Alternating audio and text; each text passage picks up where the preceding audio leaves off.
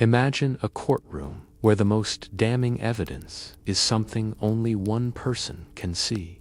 It is a shape in the shadows, a whisper in the air, a specter that leaves no footprints on the dusty floorboards. In the deep winter of 1692, this spectral evidence transformed the quiet, snow-covered village of Salem into a place of profound mystery. The frost on the window panes became a lens through which the ordinary world looked distorted and strange. The wind howling through the chimney was no longer just the weather, but a voice speaking a language that only a few claimed to understand. If you find yourself drawn to the whispers of history and the shadows of the past, I would be truly honored to have you join our community by hitting that subscribe button. Also, I'd love to hear where in the world you're watching from, and what local legend still holds a fascinating, chilling grip on your town, the one whispered about when the sun goes down. For now, take a deep breath, let this sense of shared discovery settle over you, and just allow the noise of the modern world to fade into the quiet. Welcome to Sleeping Scribe, where calming history stories help you unwind and gently fall asleep. Tonight, we step through the heavy wooden doors of a colonial farmhouse to witness the forbidden ritual that started it all. The year is 1692, and the winter in Massachusetts is unforgiving.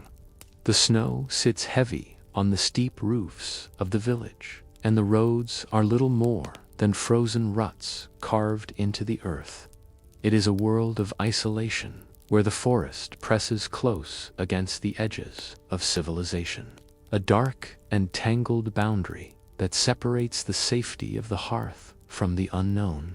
Inside the Paris household, the air was thick with tension long before the first accusations were thrown. A strange sickness had taken hold of the household. It was not a fever that could be cooled with damp cloths, nor a cough that could be soothed with herbal teas. The afflicted members of the house were tormented by invisible forces, their bodies contorting and freezing in ways that defied medical explanation. The local doctor, William Griggs, was a man of science, but in the 17th century, science often ended where theology began. He stood by the bedside, his brow furrowed, observing symptoms that matched no known malady in his medical texts. There was no imbalance of the humors, no infection of the blood. After exhausting every remedy, after the bleeding and the tonics failed to bring relief, he turned to the anxious family and offered the only diagnosis that remained. He declared the cause to be an evil hand. It was a medical admission of defeat, but it was also a terrifying confirmation. The problem was not physical, but spiritual. The invisible war had breached the walls of the parsonage. While the Reverend Samuel Parris prayed for deliverance, others in the community sought a more direct, ancient solution. Mary Sibley was a neighbor, a woman who lived by the strict codes of the colony, but remembered the old folkways of England. She knew that when the church failed to protect the home, there were older, earthier methods to reveal the source of the evil. She turned to John Indian, the enslaved man living within the Paris house. In the quiet hours, when the Reverend was away or occupied with his sermons, she instructed John in the baking of a witch cake. This was not a confection for eating. It was a tool of countermagic, a desperate attempt to use the weapons of the enemy against them. The recipe was grim and specific. It required rye meal, a common grain that grew in the rocky soil of New England. To this coarse flour, they added the fluids of the afflicted. The belief was rooted in the ancient concept of sympathetic magic. The theory held that a person's essence was carried in their fluids, and by baking them into a cake, one created a physical link to the victim. Picture the scene in the kitchen of the parsonage. It is late, and the winter sun has long since dipped below the horizon. The only light comes from the hearth, where the embers glow with a deep, pulsing orange heat. The windows are dark squares, frosted over with intricate patterns of ice. You can smell the earthy, dusty scent of the rye meal as it is poured into a wooden bowl. It mixes with the gray ash from the fire. There is a quiet, rhythmic sound of kneading, the dough being worked by hand in the dim light. It is a heavy, secretive silence. The wind howls around the corners of the house, rattling the latches, but inside, the focus is intense. The cake was baked in the hot ashes of the fireplace. Once it was ready, hard and dense, it was not eaten by any human. It was fed to the household dog. In the folklore of the time, the dog was considered a spirit messenger, an animal with senses keen enough to track the supernatural. The logic was that if the dog consumed the essence of the victims, and if the victims were indeed being tormented by a witch, the dog would be compelled to lead them to the tormentor. Or perhaps the pain of the magic would travel back along the invisible link, causing the witch to cry out in agony, thus revealing themselves.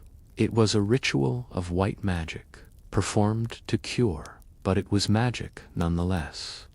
When Reverend Paris discovered what had been done under his own roof, his reaction was not relief, but horror. He saw it not as a cure, but as a breach. In his view, Mary Sibley and John Indian had invited the devil in to fight the devil.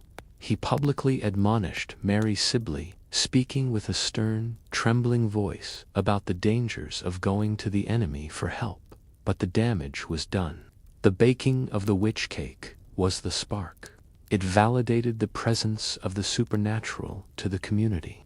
It confirmed that there was indeed a witch to be found. The ritual failed to cure the sickness, but it succeeded in confirming the village's fears, turning eyes toward the first suspect. The gaze of the village fell first upon Tituba. She was an enslaved woman from Barbados, a figure of profound difference in the homogeneous world of the Puritans. She lived in the Paris household, caring for the family, but her origins lay in a land of warmth, sugarcane, and turquoise waters, a stark contrast to the gray skies and granite walls of Salem. When the accusations began, Tituba was the first adult to be brought before the magistrates. The town expected a denial. They expected her to plead innocence, to stand mute before the crushing weight of the law. But Tituba did not deny. Instead, she did something that would alter the course of history. She confessed, and she did not just confess. She wove a tale so rich, so detailed, and so terrifyingly consistent that she mesmerized the entire court. Imagine the meeting house on the day of her examination. It is a cold, drafty building, packed with grim-faced men and anxious women. The air is stale, smelling of damp wool and old wood. Tituba stands before them. She is alone, vulnerable. Yet, when she speaks, the room falls into a deep, stunned hush. She speaks of a man in black. She describes him vividly, a figure who came to her and demanded her service. She tells the magistrates that he carried a book, a red book, and he insisted she sign it. Her testimony was not the frantic rambling of a frightened woman. It was the performance of a master storyteller. She gave the magistrates exactly what they feared, and in doing so, she gave them exactly what they wanted. She confirmed their darkest nightmares. She spoke of riding on sticks, flying above the treetops. This image of soaring above the dark forests of New England was a powerful, vivid contrast to the earthbound, heavy lives of the Puritans. It was a description of freedom, however dark, that captured their imagination. she described strange, dreamlike creatures that accompanied her. She spoke of a hog, a black dog, and a yellow bird. The yellow bird would become a recurring motif in the trials, a small, bright splash of color in a drab world, representing a sinister familiar that whispered secrets in the ears of the witch. The magistrates leaned forward in their chairs, their quills scratching furiously across the parchment, recording every word. The flickering candlelight cast long shadows against the walls, shadows that seemed to dance and twist with the rhythm of her voice. Tituba's voice filled the cold room, calm and mesmerizing. She claimed that when she signed the book, she saw other signatures. She told the court that there were 9 signatures in the devil's book. The number 9 landed in the room like a physical blow. Tituba was one. The village had suspected perhaps 1 or 2 others, but 9. The number terrified them. It meant that there was a conspiracy. It meant that hidden witches were still among them, sitting in the pews on Sunday, walking the streets, smiling at their neighbors. By confessing, and by providing such a wealth of detail, Tituba saved her own life. In the strange logic of the trials, those who confessed and provided information were often spared, kept alive to name others. Her story confirmed a conspiracy, and to find the others, the court turned to a controversial new legal theory. This theory was known as the doctrine of spectral evidence. It would become the engine of the trials, a legal mechanism that allowed visions to be used as hard evidence. To understand the terror of 1692, one must understand this concept. It relied on the theological premise that a witch had the power to send their spirit, or specter, to specific locations to torment a victim. The witch's physical body could be sitting in church or asleep in their bed, but their shape could be elsewhere, pinching, biting, or choking the afflicted. The legal problem was profound. The specter was invisible to the ordinary eye. It was visible only to the person it was tormenting.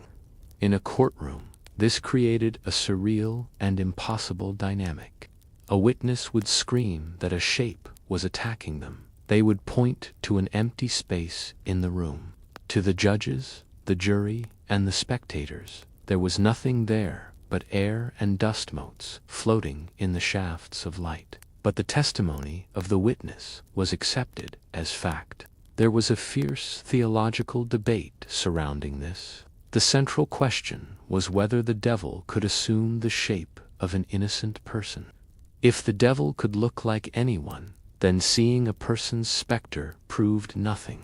However, the court, in its wisdom and fear, ruled that the devil could not take the shape of an innocent without their permission. Therefore, if a witness saw your shape, you were guilty. You had signed the book. You had given permission. The courtroom became a theater of the invisible. Witnesses claimed to see yellow birds perched on the beams of the ceiling, looking down with intelligent, malicious eyes. They saw the black man whispering into the ears of the accused during the proceedings. The accused stood in the dock, confused and terrified. They looked around the room, straining to see the evidence being used against them, but they saw only the wooden rafters and the stern faces of their neighbors. They were fighting a battle against phantoms they could not see. Cotton Mather, the prominent minister, warned the judges against relying only on this spectral evidence. He argued that it was too easy for the devil to deceive. But the court proceeded. The atmosphere in the meeting house was charged with a palpable dread. When the heavy doors opened, a cold draft would sweep through, and people would flinch, wondering if it was the wind or something else entering the room. The silence of the accused contrasted with the whispers of the crowd. The judges sat high above the floor, in their dark robes, imposing figures trying to impose order on a spiritual chaos. It created a scenario of guilty until proven innocent that defied all logic, where the air itself was suspect. While the courts debated the invisible, they also sought physical proof on the bodies of the accused. If the soul belonged to the devil, surely the body would bear a mark of that ownership. This led to the search for the witch's mark.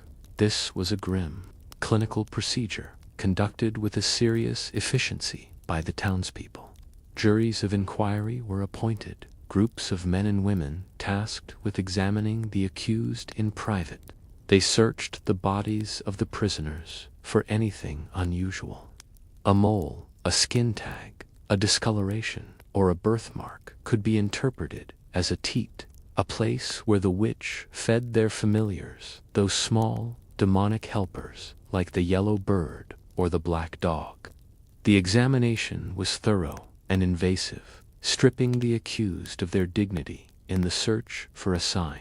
To verify if a mark was indeed supernatural, they used the pricking test. The belief was that a witch's mark would be insensitive to pain and would not bleed. The examiners used a special pin, cold and smooth metal. They would press it into the suspect mark. The room would be silent, save for the ticking of a clock or the shifting of feet. All eyes were focused on the skin of the accused. If the person did not cry out, if no drop of blood appeared, it was taken as proof. The devil had deadened the flesh. There were other tests, equally surreal. The touch test was used in the courtroom. If a witness was in the throes of a fit, screaming and thrashing, the court would order the accused to touch them. The theory was that the venom or evil influence flowing from the witch into the victim would be drawn back into the witch upon physical contact. If the victim suddenly calmed down the moment they were touched, the accused was deemed guilty. It was a highly theatrical test, one that relied on the reaction of the witnesses, and it was devastatingly effective in swaying the jury. Then there was the Lord's Prayer test. It was a widely held belief that a witch could not recite the Lord's Prayer without stumbling. It was a holy text, and the tongue of a servant of the devil would surely twist around the sacred words. The accused were made to recite the prayer in open court. The pressure was immense. The room was silent. Hundreds of ears listening for a single mistake. Nervousness, fear, or simple illiteracy often caused the accused to stumble. A stutter, a skipped word, or a mispronunciation was seen as a sign of the devil's influence. The discovery of poppets was another damning piece of physical evidence. These were small dolls, sometimes made of rags or hog bristles. If found in the home of the accused, they were seen as tools of sympathetic magic, similar to the witch cake, but used for harm. The searchers would toss the home, overturning chests and looking into the dark corners of the hearth, hoping to find these small effigies. These tests were conducted with a stoic, grim patience. The examiners believed they were doing God's work, rooting out a cancer in their community. The texture of the old wooden table where the evidence was laid out, the focused expressions of the jury members, the stoic patience or trembling fear of the accused, all of these elements combined to create a crushing atmosphere of suspicion. As the physical and spectral evidence mounted, the jails began to fill with those awaiting their trial. The invisible war had become a very visible, very physical reality.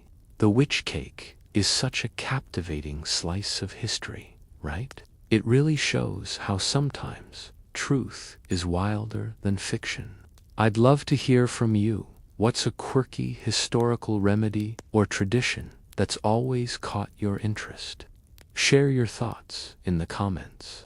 I'm all about uncovering those intriguing little nuggets of the past.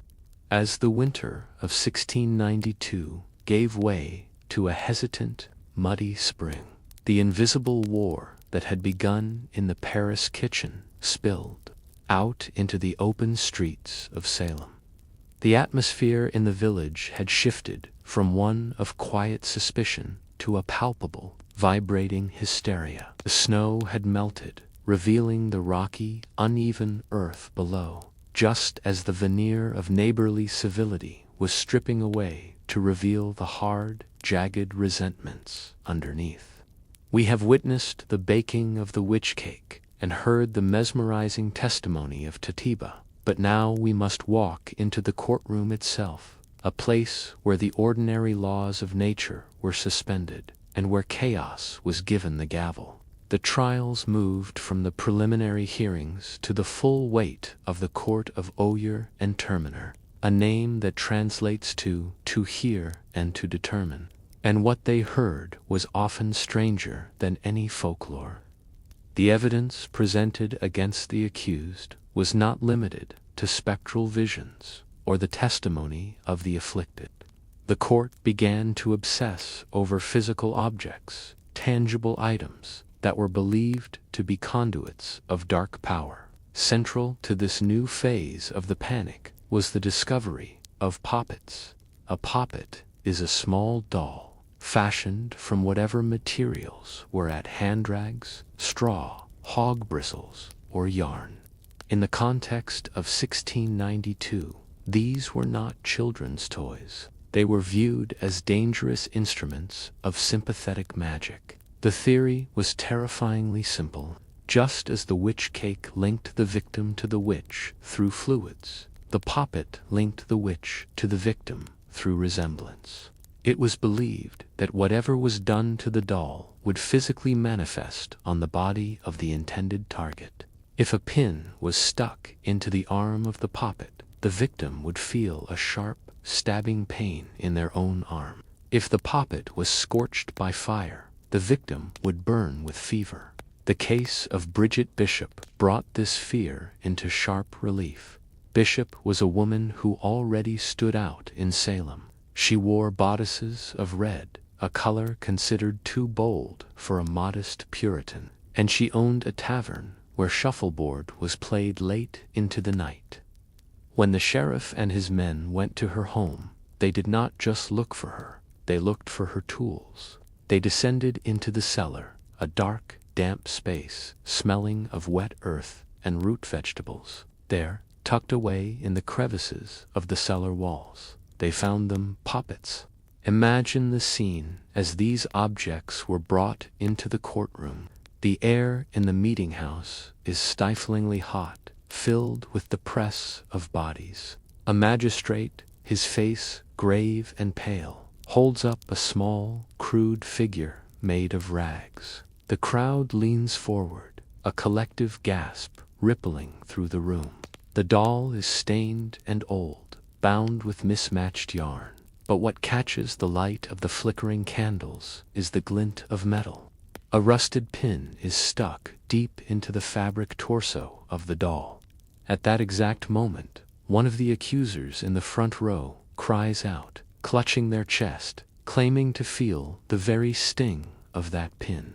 It was a theatrical, undeniable confirmation for the jury. The discovery of a blatant poppet was often the smoking gun. It moved the accusation from the realm of the invisible specter to the realm of physical reality. To explain this to the court, the magistrates even turned to Candy, an enslaved woman from Barbados, distinct from Tituba, asking her to demonstrate how such an object was used. It was a surreal moment of education, where the court sought to learn the mechanics of the very crime they were prosecuting. Other items were seized with equal fervor. Books on palmistry, horoscopes, and fortune-telling manuals were confiscated. In a society that believed the future belonged only to God, any attempt to peek behind the curtain of time was seen as an infringement on the divine, a theft of knowledge that could only be sanctioned by the devil. Yet, There is a profound irony here, one that highlights the deep confusion of the time. While poppets were seen as lethal evidence of witchcraft, the good people of Salem practiced their own form of magic every day. They called it countermagic, but the mechanics were identical. Residents would bury witch bottles under their doorsteps to protect their homes. A witch bottle was a small glass or stoneware vessel filled with the homeowner's urine and sharp bent nails. The belief was that if a witch tried to send their spirit into the house, it would be drawn into the bottle and impaled on the nails. Horseshoes were nailed above barn doors. Bent coins were carried in pockets. These were acceptable, authorized rituals of protection. But when Bridget Bishop was found with a doll, it was a capital crime. The line between a prayer for protection and a spell for harm was often defined not by the action, but by the person performing it. The belief was that these objects retained their power even after being confiscated. A poppet sitting on the evidence table was not inert. It was a loaded weapon, radiating malice. Terrified glances cast its way by the jury throughout the proceedings. However, the accusations were not random. If one were to take a map of Salem in 1692 and draw a line based on the accusations, a startling pattern would emerge. This was not just a war of good versus evil. It was a war of geography, economics, and lineage. It was the war of Putnam versus Porter. Salem was divided into two distinct entities, Salem Village and Salem Town. Salem Village, where the hysteria began, was agrarian, rural, and struggling. It was a place of muddy, rutted roads and hard-scrabble farms, where families worked the rocky soil from dawn until dusk. Salem Town, just a few miles away, was a different world. It was a bustling port, smelling of salt, tar, and exotic spices from the West Indies. It was wealthy, mercantile, and cosmopolitan. The Putnam family, led by Thomas Putnam, was the dominant force in the village. They were old-school Puritans, deeply conservative, and they wanted the village to be independent from the town. They represented the old way of life, the agrarian ideal that was slowly slipping away. On the other side were the Porters. The Porter family had strong ties to the town. They were merchants, they were wealthier, and they were seen as embracing the new commercial world. The map of accusations tracks this divide perfectly. Almost all of the accusers, the families who supported the girls and filed the complaints, lived in the West, in the heart of Putnam territory. Almost all of the accused lived in the East, near the roads that led to Salem Town, in Porter territory. The accusations became a weapon in a long-standing feud. Thomas Putnam and his wife Anne were instrumental in guiding the accusations. It is believed by many historians that the names whispered by the young girls were often names they had heard discussed with venom at the Putnam dinner table. A prime example is the tragic case of Rebecca Nurse.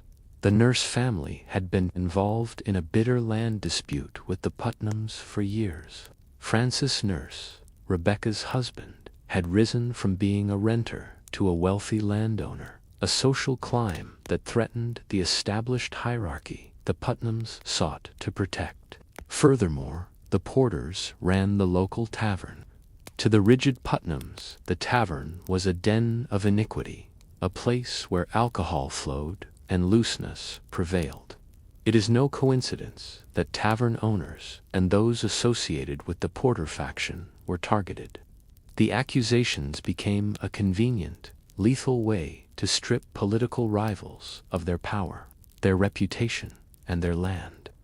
The courtroom became the battlefield where property lines were redrawn in blood. The tragedy of this rivalry reached its peak in the martyrdom of the saints. the term which often conjures images of outcasts, but the terror of 1692 was that it targeted the very pillars of the community. Rebecca Nurse was not an outcast. She was 71 years old, a grandmother, and a woman known for her immense piety. She was the matriarch of a large, loving family. But Rebecca Nurse was also deaf and bedridden with age. When she was arrested and brought to the meeting house, it was a shock that rocked the colony. 39 of her neighbors, brave souls, signed a petition attesting to her innocence. In the climate of fear, putting one's name on a paper to defend a witch was a dangerous act of defiance. During her trial, her deafness became a tragic instrument against her. The magistrate asked her a question regarding a statement made by another accused prisoner. Rebecca, unable to hear the question clearly and confused by the noise of the courtroom, did not reply. Her silence was interpreted as a confession. She looked around the room, her frail hands shaking, asking simply, "What do you say to this?" She was trying to understand the proceedings, but the court saw only guilt. The jury, moved by her age and character, initially came back with a verdict of not guilty. The room was stunned. For a moment, sanity seemed to return. But the children, the accusers, immediately went into violent fits, howling and thrashing. The Chief Justice, dissatisfied and under immense pressure, told the jury to go back and reconsider. He hinted that they had missed the significance of her silence. They returned with a verdict of guilty. Before she was hanged, Rebecca Nurse was carried to the church in a chair. There, in front of the congregation she had loved, she was excommunicated. The pastor read the words that stripped her of her membership in the body of Christ. It was a spiritual execution that preceded the physical one. She was cast out into the eternal dark, or so they intended. Then there was George Burroughs. His execution was perhaps the most dramatic moment of the entire summer. Burroughs was the former minister of Salem village. He had left years prior, moving to Maine to escape the toxic politics of the parish and the unpaid salary the village owed him. He was brought back in chains. Burroughs was a short, dark-complexioned man, but he was rumored to possess supernatural strength. Stories circulated that he could lift a heavy musket by inserting a single finger into the barrel, a feat impossible for a man of his stature without the aid of the devil. This strength was used as evidence against him. On August 19th, Burroughs stood on the ladder at the gallows on Gallows Hill. The crowd was immense. The air was thick with the heat of late summer and the buzzing of flies. Burroughs did something a witch was supposed to be incapable of doing. He spoke to the crowd, and then he began to recite the Lord's Prayer. He recited it perfectly. He did not stumble. He did not stutter. His voice was clear, calm, and resonant, carrying over the heads of the stunned spectators. A wave of doubt rushed through the crowd. Tears streamed down the faces of the onlookers. If he could pray like this, surely he was innocent. The crowd surged forward, a murmur turning into a roar, seemingly ready to cut him down and stop the hanging. But then, a figure on horseback pushed through the throng. It was Cotton Mather, the intellectual architect of the trials. Dressed in his somber, dark clothes, sitting high on his horse, he addressed the mob. He spoke with a cold, terrifying logic. He reminded them that the devil was a master of deception. The devil, he shouted, can transform himself into an angel of light to deceive the elect. He argued that this perfect prayer was the ultimate trick, the final deception. The crowd wavered, then stepped back. The doubt was crushed by authority. The executioner did his work. Burroughs was swung off the ladder. The bodies of the victims, including nurse and Burroughs, were treated with a final indignity. They were not given Christian burials in the churchyard. They were cut down and placed in shallow crevices in the rocky soil of Gallows Hill, covered lightly with dirt left in the unconsecrated ground.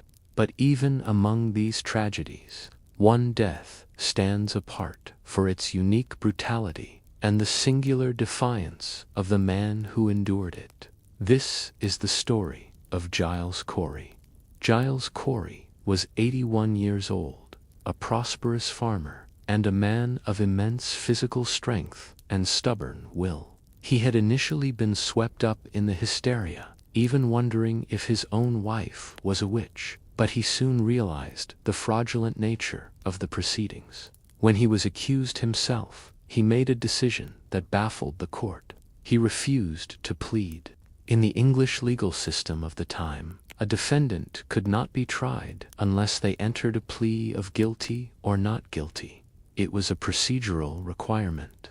If a man stood mute, the trial could not proceed. But the law had a remedy for this, a torture designed to force a plea.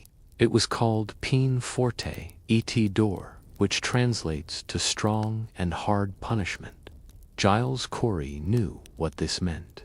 He also knew that if he pleaded not guilty and was convicted, which was a certainty in this court, his property would be confiscated by the crown. His family would be left destitute. But if he died without a trial, he died in the eyes of the law as an innocent man. His deed would stand. His land would pass to his sons-in-law. So, on a cool September day, Giles Corey was taken to a field near the prison. He was stripped of his clothing and forced to lie on his back on the ground. A heavy wooden board was placed on his chest, and then the sheriff and his men began to stack stones. These were not pebbles. They were heavy granite rocks, the kind used to build the stone walls that line the New England fields. They were placed one by one on the board. The weight pressed down on his ribcage, compressing his lungs, making every breath a shallow, agonizing gasp. This was not a quick execution. It lasted for 2 days. The slow, grinding pressure was designed to break the will. Periodically, the sheriff would lean down and ask the old man, "Will you plead?" Giles Corey, his face purple, his eyes bulging, his tongue protruding from his mouth, would summon his last reserves of air. He did not beg, he did not scream. He simply gasped 2 words: more weight. It was a defiance so absolute it terrified his tormentors. It is rumored that at one point the sheriff, in a fit of frustration and cruelty, used the tip of his cane to push Corey's tongue back into his mouth. But the old man would not yield. He was slowly crushed into the earth of the town he had helped build. On September 19, 1692, Giles Corey died. He never entered a plea. He died a gruesome death, but he won his final victory. His estate was secure. The government could not touch his land. His sons-in-law inherited everything. The death of Giles Corey marked a turning point. The sheer brutality of pressing an 80-year-old man to death, combined with the execution of a minister like Burroughs and a saint like Rebecca Nurse, began to crack the foundation of the court's authority. The public, who had clamored for blood in the spring, now looked at the autumn harvest of death with a growing sense of nausea and shame. The silence of Giles Corey rang louder than any scream. Giles Corey's refusal to speak is one of the most stubborn acts of defiance in history. I'm curious, what is a historical figure or a moment of defiance that has always stuck with you? Let me know in the comments as we move toward the end of this dark chapter. The ocean is a vast and restless thing. It carries men away to war and it brings them home again.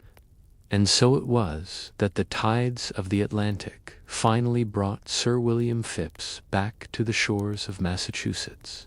He had been away in the north.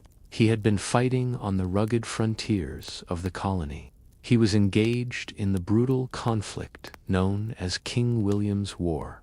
It was a war of ambush and survival. It was fought in the deep forests where the shadows were long and the dangers were real.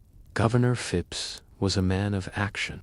He was a man of the sword and the ship. He was rough and direct. He was not a scholar of theology. He was not a man who spent his days debating the finer points of spectral evidence. He returned to Boston expecting to find a colony in need of military leadership. He expected reports on fortifications and supplies. He expected to discuss the movements of troops and the defense of the coastline. But what he found was a nightmare. He found a colony that was tearing itself apart from the inside.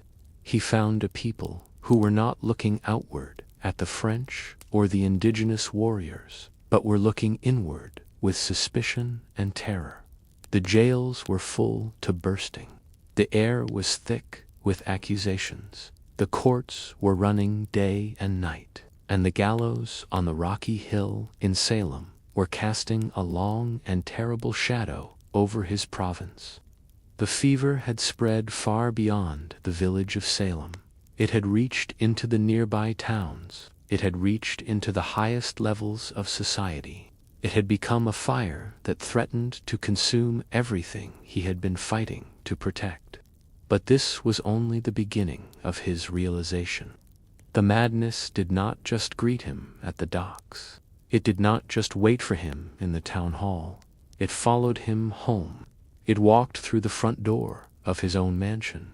It sat at his own hearth. The whispers had grown so loud and so reckless that they had finally reached the governor himself. His wife was Lady Mary Phips. She was a woman of status and grace. She was known for her kindness. She was known for her charity. But in the twisted logic of 1692, no one was safe. No virtue was enough to protect you. Lady Mary had done a simple thing. She had signed a pardon for a woman accused of witchcraft. It was an act of mercy. It was an act of administrative grace.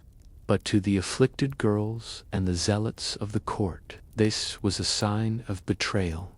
They whispered that she too must be in league with the darkness. An arrest warrant was actually drawn up for the wife of the governor. Imagine the scene in the governor's study. The fire is crackling in the hearth. The heavy velvet curtains are drawn against the night. Phips is standing by his desk. He is still wearing the dust of his journey. He holds the piece of parchment in his hand. He reads the name on the warrant. It is the name of the woman he loves. It is the name of the woman who shares his life. The sound of his boots on the wooden floorboards would have been heavy and deliberate. He paces the room. The wood creaks beneath his weight. He looks at the paper. He looks at the fire. The absurdity of it all must have struck him like a physical blow. The hysteria had gone too far. It had crossed a line that could not be uncrossed. If the wife of the governor could be a witch, then who could possibly be innocent? The snake had finally turned to eat its own tail. And he was not alone in this realization. Returning with him from England was a man of immense influence. This was Increase Mather. He was the father of Cotton Mather. He was a pillar of the Puritan Church. He was a man whose words carried the weight of Scripture. Increase Mather had been in London. He had been securing a new charter for the colony. He had been away from the heat of the courtroom. He had been away from the screaming girls and the fainting fits. He saw the trials with fresh eyes. He saw the reliance on spectral evidence. He saw that the court was accepting dreams and visions as legal proof. He saw that a person could be condemned simply because a teenager claimed to see their ghost. Increase Mather sat down and wrote a manuscript. It was a dense and reasoned argument, but it contained a sentence that would echo through history. It was a sentence that would become a cornerstone of justice. He wrote that it were better that 10 suspected witches should escape than that one innocent person should be condemned. This was the turning point. This was the moment the fever broke. Governor Phipps did not hesitate. He had the authority. He had the motivation. And now he had the theological backing of the most respected minister in the colony. In October of 1692, the governor issued an order. The sound of the quill scratching against the parchment was the sound of the end. He ordered the court of Oyer and Terminer to stop its proceedings. The court that had condemned 19 people to the gallows was dissolved. It was finished. The silence that must have followed that order was profound. The machinery of death ground to a halt. The judges were sent home. The sheriffs were told to stand down. Phipps then went further. He issued a prohibition. He declared that spectral evidence could no longer be used. The dreams of the accusers were no longer proof of guilt. The visions of ghosts were no longer admissible in a court of law. But there were still prisoners in the jails. There were still dozens of people rotting in the cold cells of Salem and Boston and Ipswich. They could not simply be released. The law required a process. A new court was formed. It was called the Superior Court of Judicature.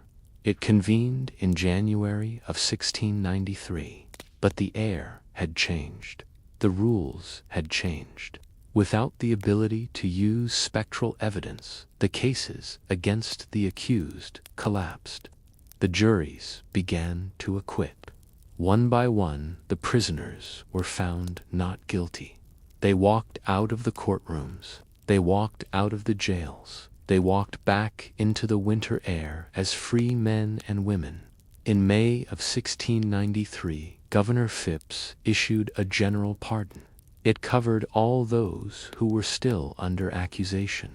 The remaining prisoners were released. The power of the afflicted girls evaporated almost instantly. Once the governor stepped in and the court refused to listen to their visions, their influence vanished. They were no longer the arbiters of life and death. They were just children again. They were just young women in a small village who had caused a great tragedy. Imagine the village of Salem in that autumn of 1693. The leaves are turning gold and red. The harvest is being brought in. The gallows on the hill stand empty. They stand silent against the pale blue sky. The wind blows through the wooden frame, but no rope swings there. A collective sigh of relief seemed to spread through the colony. It was as if a storm had passed. The clouds were breaking. The sun was coming out. But the landscape that was revealed was battered and broken. The immediate danger was over. The executions had stopped, but the healing would take much longer. The governor could retire to the warmth of his mansion. He could sit by his fire with his wife safe by his side. But out in the villages, the empty chairs at the dinner tables remained. The fresh graves on the rocky ridges remained. The memory of the screaming and the fear remained. With the legal machinery stopped, the village was left to reckon with what they had done. The winter of 1696 passed into the winter of 1697. 5 years had gone by. The snow lay deep on the roofs of Salem. The wind howled around the corners of the meeting house. But inside the hearts of the people there was no peace. There was a heavy burden. There was a gnawing guilt. The colony began to understand the magnitude of the mistake. They began to see that they had shed innocent blood. The weather had been harsh. The crops had failed. There were sicknesses and misfortunes. To the Puritan mind, these were signs. They were signs that God was angry. They were signs that the colony still carried a stain of sin. And so the leaders of Massachusetts declared a day of reckoning. They designated January 14th in the year 1697 as a day of official fasting and humiliation. It was a day for the entire colony to beg for forgiveness. It was a day to ask God to lift the curse that they felt had fallen upon them. It is a quiet and somber scene. Picture the streets of Boston and Salem on that cold January morning. The sky is gray and heavy with snow. The streets are silent. There is no commerce. There is no laughter. The only sound is the tolling of the church bells. They ring out across the frozen fields. They call the faithful to prayer. In the Old South Church in Boston, a man stands up. He is wearing his best black coat. His face is pale. His hands are trembling slightly. This is Samuel Sewall. He was one of the judges. He was one of the men who sat on the bench and condemned the 19 to death. He listened to the girls. He accepted the spectral evidence. He signed the death warrants. But his conscience has given him no rest. He walks to the front of the church. The wooden pews are filled with people. The air is cold and smells of damp wool and old Bibles. Sewall does not speak. He stands in silence with his head bowed. He hands a piece of paper to the minister, Reverend Willard. The minister takes the paper. He begins to read aloud. It is a confession. It is an apology. Sewall admits his error. He asks for the pardon of men and the pardon of God. He accepts the blame and the shame of the commission. While the words are read, Sewall remains standing. He does not look up. He accepts the gaze of the congregation. He accepts the weight of his guilt. History tells us that Samuel Sewall took this penance very seriously. It is said that for the rest of his life, he wore a hair shirt underneath his clothes. A hair shirt is a rough and scratchy garment made of coarse animal hair. It irritates the skin. It is a constant physical reminder of sin. Every day as he walked to court, and every day as he sat at his table, he felt the scratch of the wool. He never forgot. He never let himself forget.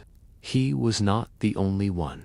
The 12 men who had served as jurors in the trials also came forward.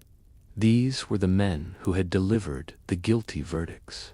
They signed a declaration of regret. Their words are preserved for us.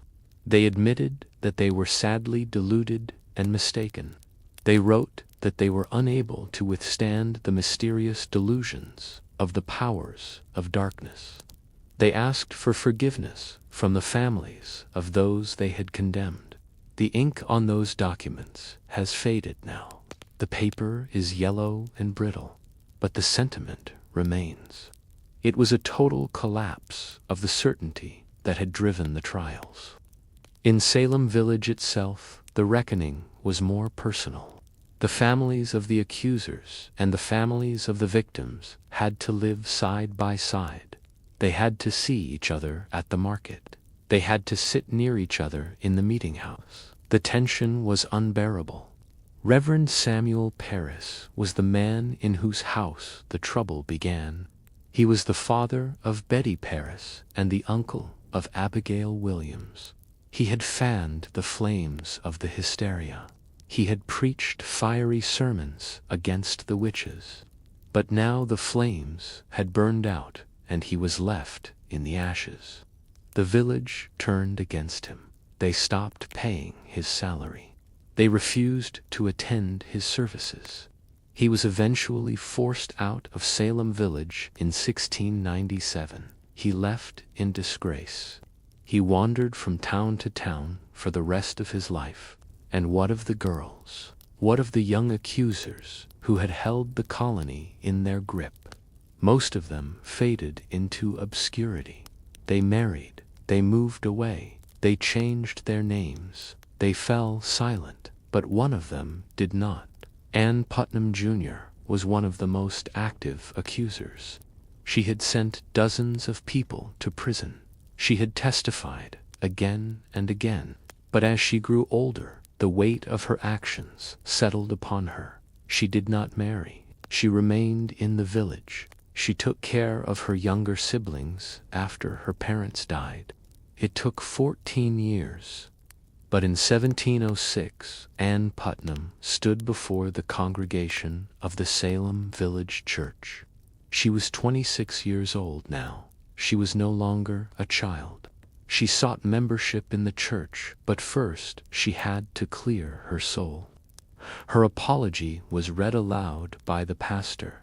She claimed that she did it not out of any anger or malice. She claimed that what she did was done ignorantly.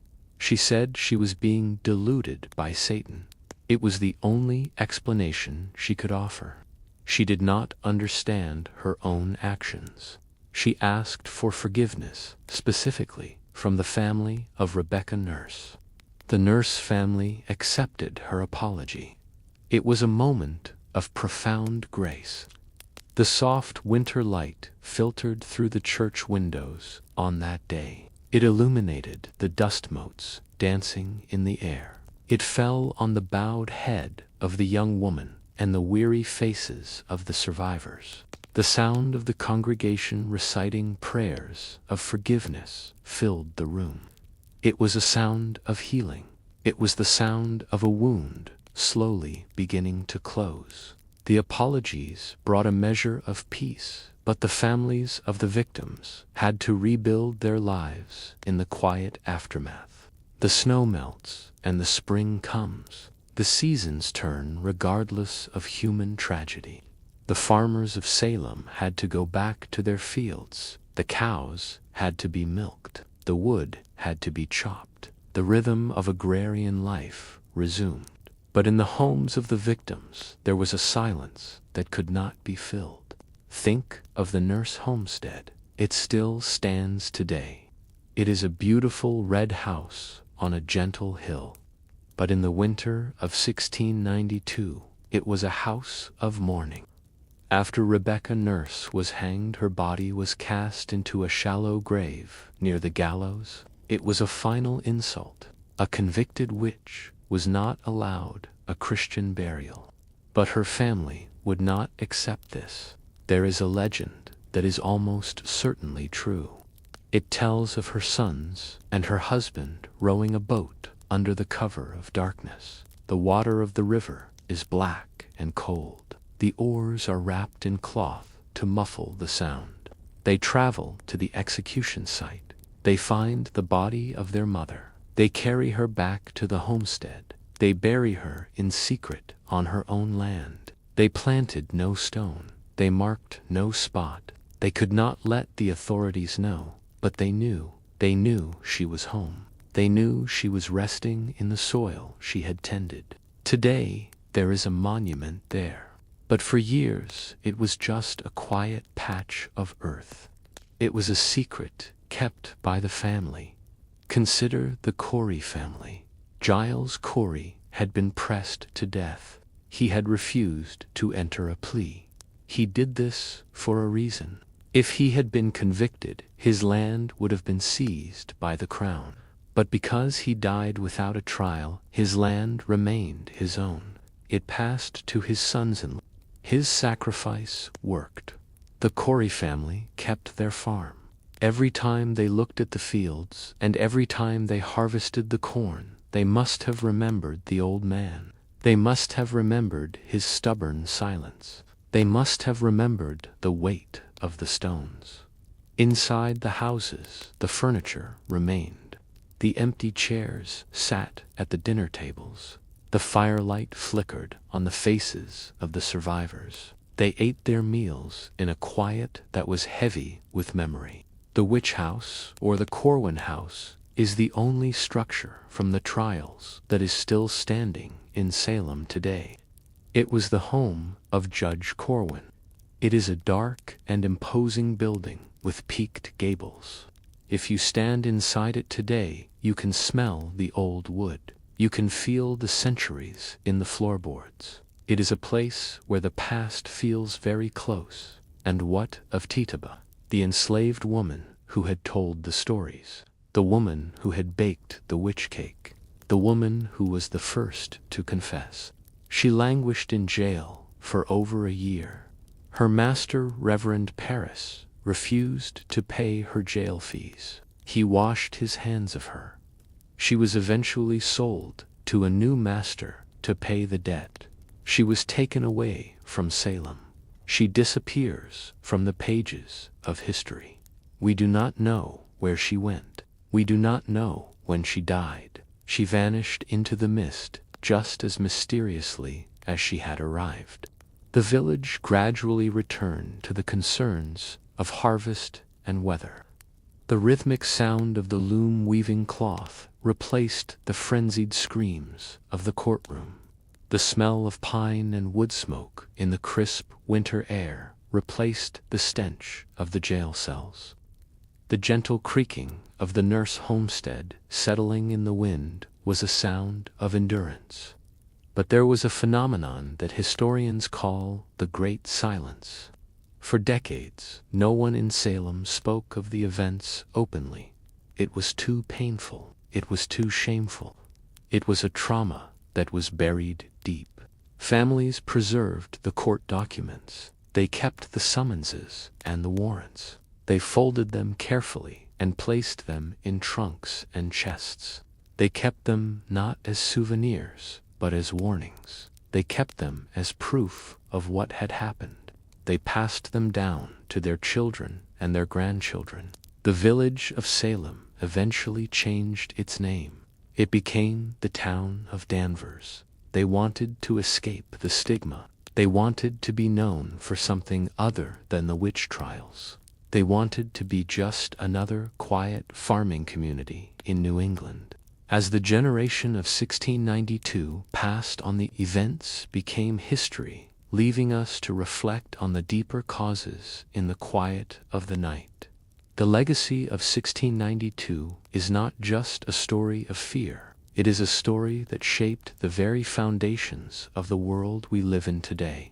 The trials were a shock to the system.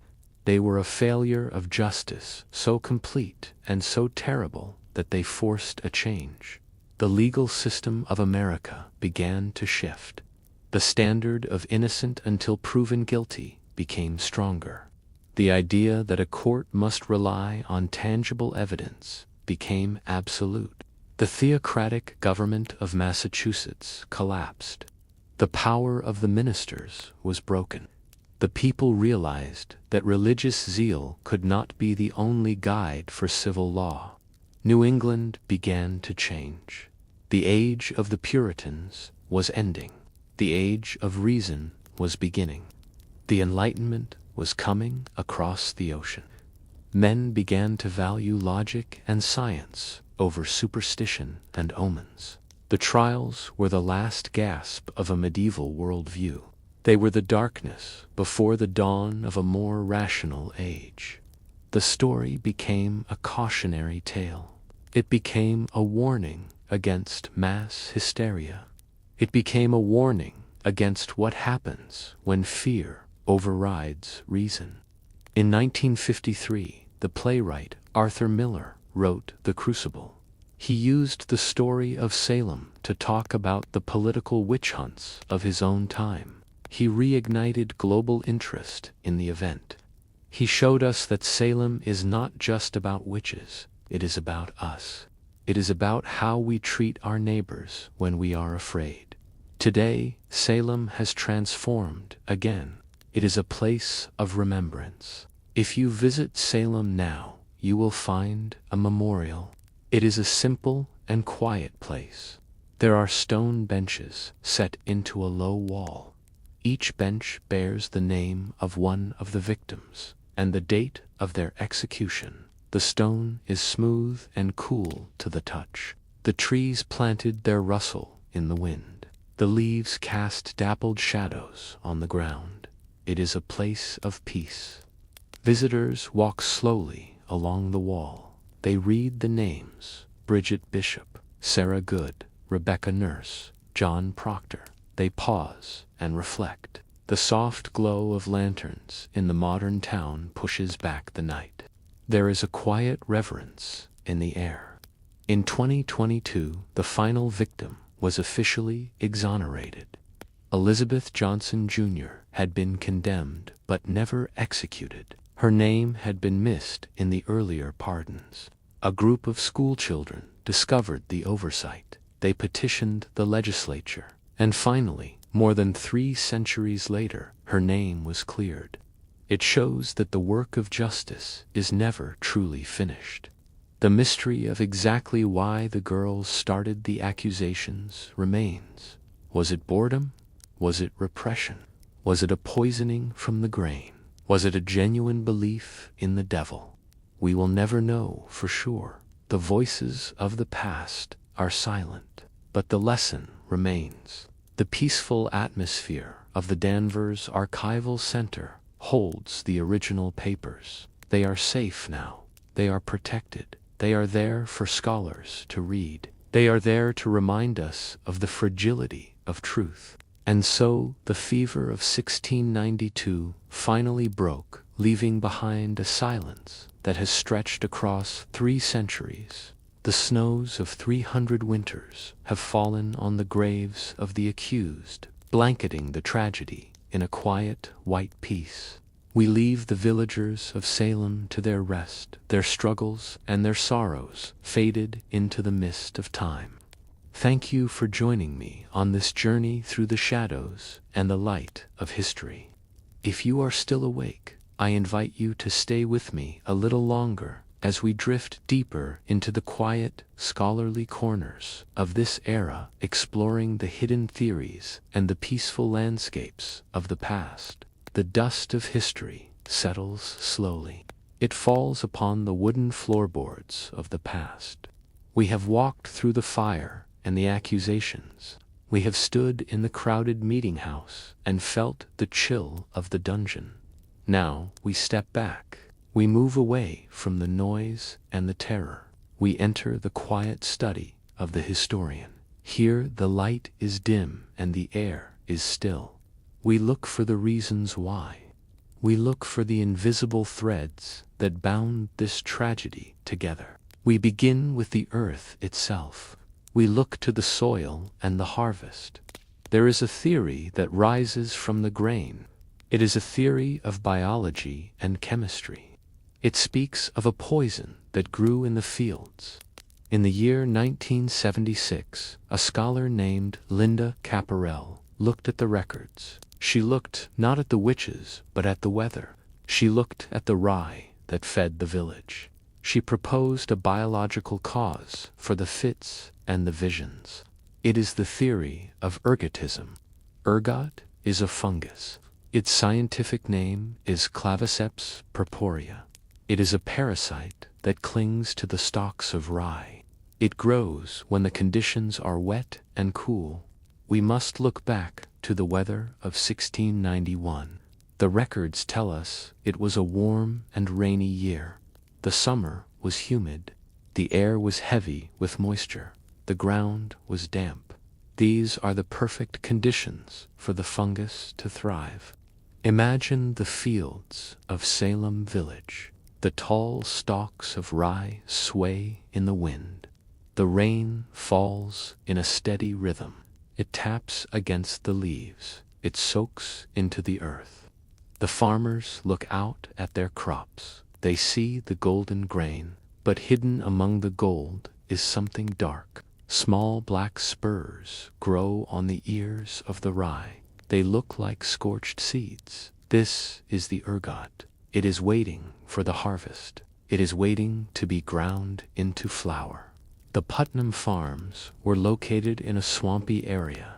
The fields were prone to dampness. The mist would cling to the ground in the mornings. The soil remained wet long after the rain had stopped. This geography made their crops more susceptible to the blight. The fungus spread quietly. It moved from stalk to stalk. It was an invisible invader. It did not carry a sword or a warrant. It carried a chemical poison. When this infected rye is eaten, it causes a condition known as convulsive ergotism. The symptoms are terrifyingly familiar. They mirror the afflictions of the girls. The victims suffer from violent muscle spasms. Their bodies twist and contort. They feel a crawling sensation on their skin. It feels as if ants are moving under the surface. They suffer from hallucinations. They see things that are not there. They see specters and shapes in the darkness. History has seen this before. In the medieval era, it was known as St. Anthony's fire. Whole villages would be struck by madness. They would burn with a sensation of heat.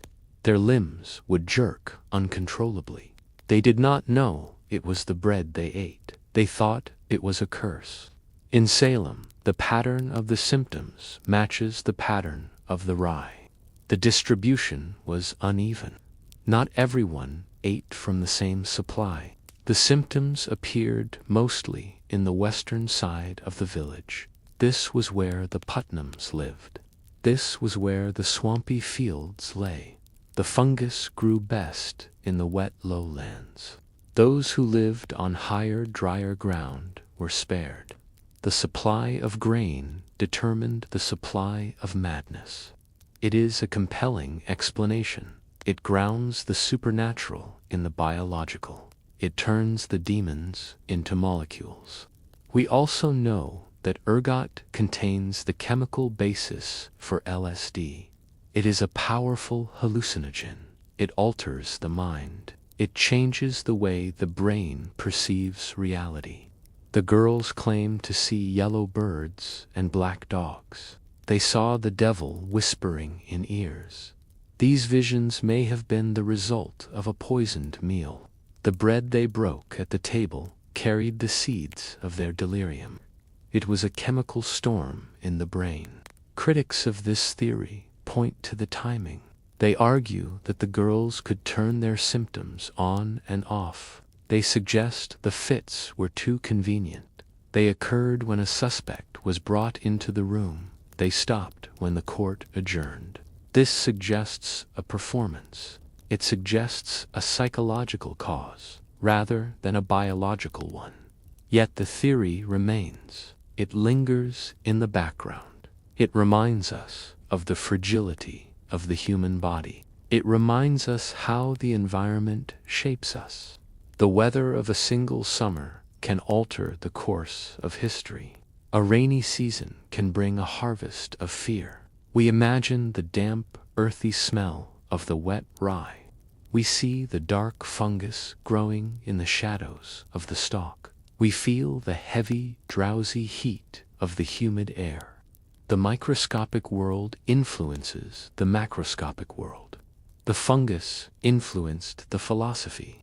The theory of the rye offers a scientific comfort. It gives us a reason that we can touch and measure. It tells us that the tragedy was an accident of nature. It was not purely the result of human malice.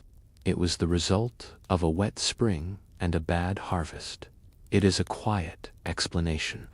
It sits on the shelf alongside the theological ones. It asks us to consider the connection between the bread we eat and the thoughts we think. But beyond the biology of the grain, we must look to the geography of the land itself. The map of Salem is a map of fear. We must understand where these people lived. We must understand what they saw when they looked out their windows. They did not see a tamed landscape. They saw a wilderness. To the Puritan mind, the wilderness was not a place of beauty. It was the domain of the devil. The forest was dark and deep. It surrounded the village on all sides. It pressed in against the fences. It was a place where the rules of civilization did not apply. It was a place of chaos. The Puritans believed they were soldiers of God. they were building a city on a hill. But that city was besieged. It was surrounded by an ocean of trees. And in those trees, they believed the enemy waited. We must remember the context of war. The colonies were not at peace. King William's War was raging on the frontier. It was a brutal and bloody conflict. The settlements in Maine were being burned. Refugees were pouring into Salem. They brought stories of horror. They brought the trauma of ambush and fire. Many of the accusers in Salem were refugees. They had seen their homes destroyed. They had seen their families killed. This psychological trauma did not disappear. It transformed. The fear of the physical enemy became a fear of the spiritual enemy. The Native Americans were often described by the Puritans in demonic terms. They were seen as agents of the dark wilderness. The war on the frontier merged with the war in the courtroom. The girls were not just reacting to witches. They were reacting to a world that felt unsafe. They were reliving the terrors of the frontier. The physical layout of Salem Village added to the tension. It was a scattered settlement. The houses were far apart. There were no streetlights. There were no paved roads. In the winter, the isolation was extreme. A family might be cut off from their neighbors for days. The snow would pile up against the doors. The wind would howl through the cracks in the walls. In this silence, the mind begins to wander. The meeting house was the center of the village, but for many, it was miles away. The journey to church was long and cold. The distance created a sense of separation. The farmers in the outlying areas felt forgotten. They felt vulnerable. They looked at the town of Salem with suspicion. The town was a place of commerce. It was a place of merchants and ships. It was connected to the wider world. The village was agricultural. It was traditional. This tension between the town and the village was palpable. It was a clash of values. The town represented the new commercial future. The village represented the old agrarian past. The conflict played out in the accusations. Many of the accused lived near the town or along the Ipswich Road. This road was a thoroughfare. It was a path for strangers. It brought travelers and new ideas into the community. The Puritans feared these outside influences. They feared the erosion of their way of life. The Ipswich Road was a crack in their armor. It was a place where the devil could enter. The people who lived there were seen as less pious. They were seen as too worldly. The map of the accusations follows the map of these tensions. It shows us a community at war with itself. It shows us neighbors who did not trust neighbors. Boundary stones were important. Fences were important. They defined the social order. They marked what was yours and what was mine. But in Salem, the boundaries were blurring. The social lines were shifting. The political situation was unstable. The charter had been revoked. The government was in flux. The people felt unmoored. They clung to their land disputes because it was the only thing they could control. Imagine the vast silent expanse of the New England forest in winter. The trees are bare and black against the gray sky. The snow crunches underfoot. A traveler walks along a lonely road. He looks over his shoulder. He feels the weight of the woods. He imagines eyes watching him from the tree line. He quickens his pace. He wants to be home by the fire. He wants to lock the door against the night. The darkness was absolute. There was no light pollution. When the sun went down, the world disappeared. The only light came from the stars or the moon. If the night was cloudy, the darkness was a physical weight. It is easy to see how fear grows in such a place. It is easy to see how a shadow becomes a specter. The geography of Salem was a geography of paranoia. It was a landscape designed to isolate and terrify. This geography shaped the theology, creating a world where the invisible was as real as the visible. We move now into the mind of the Puritan. We step into the interior world. It was a world of intense spiritual pressure. The Puritans believed in a concept called providence. They believed that everything that happened was the will of God. There were no accidents. There was no luck. There was only the divine plan. If a cow died, it was a sign. If the butter failed to churn, it was a message. If a child fell ill, it was a test. The world was alive with meaning. Every event was a sentence in a book written by God. The Puritan had to read this book constantly. They had to interpret the signs. They lived in a state of hypervigilance. They were always looking for the hand of God or the hand of the devil. Cotton Mather wrote a book called The Wonders of the Invisible World. The title tells us everything. The invisible world was wonderful and terrible. It was crowded with spirits. Angels and demons were fighting for the souls of men. The battlefield was not just the church. It was the home. It was the heart. The devil was not a metaphor. He was a real physical enemy. He could appear in the shape of a man or a beast. The pressure of predestination was immense. The Puritans believed that God had already decided who was saved and who was damned. You could not earn your way into heaven. You were either chosen or you were not, but you did not know for sure. You had to look for signs of your salvation. You had to search your soul for evidence of grace. This created a deep anxiety. A person could spend their whole life wondering if they were one of the elect. This introspection was fueled by a high literacy rate. The Puritans wanted everyone to read the Bible.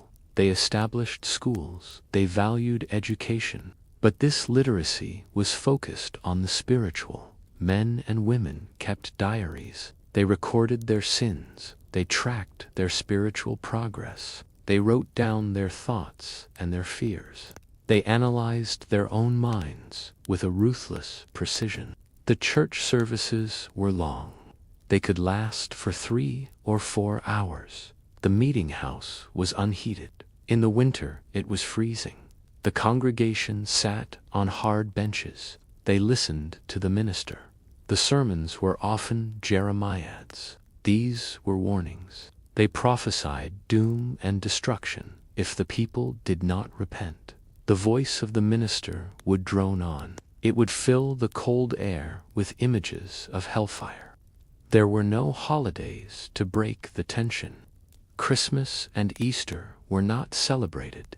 They were considered pagan rituals. They were seen as popish inventions. The calendar was a cycle of work and prayer. There was little release. There was little joy. The repression was constant. The emotions were held in check. But emotions cannot be held forever. They build up like steam in a sealed vessel. Imagine the scratch of a quill on parchment. A man sits at a desk in a quiet study. A single candle flickers.